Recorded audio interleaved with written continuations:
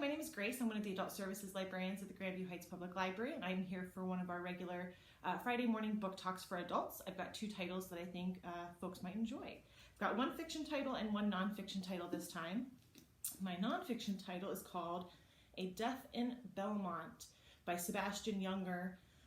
You probably know his name as the author of The Perfect Storm, which was made into a really great movie as well, but this story it's written like a story, which is always appealing for nonfiction for me, but it's the story of his family's encounter and sort of close brush with the Boston Strangler. And so then he sort of takes that opportunity to write this true crime nonfiction story of the Boston Stranglings, the capture of a suspect or two along the way.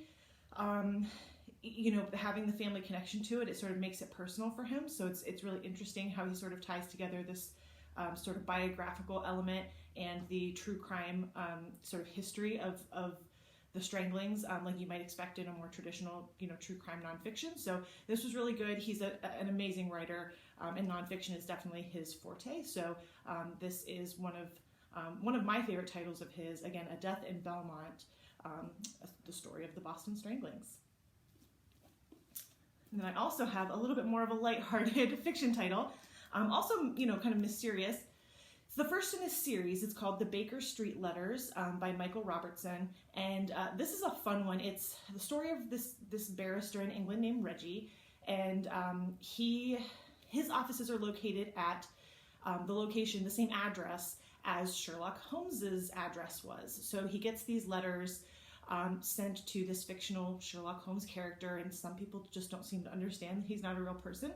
And Reggie's job is to just kind of send a standard response, thanks for your letter, and move on. But a mystery sort of captivates him, and he sort of steps into Sherlock's shoes.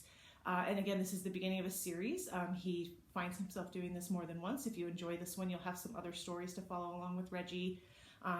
His fiance is involved in the story and sort of kind of helping him along the way. His brother, who's also in the legal profession. In this story, they actually end up coming to the United States to try to solve the mystery. But it's really fun. It sort of ties together the Sherlock Holmes stories with a more modern day sort of mystery. And they do it in, like I said, a really clever way of sort of acknowledging the unreality of Sherlock Holmes, but finding a way to sort of tie that to what could theoretically be like a real life story. So this was a really fun one. I've read all of the stories in the series, and if you like this one, I think you'll like the others, so that might keep you busy for a while. Okay, so two good stories for this week's book talk, one nonfiction, one fiction.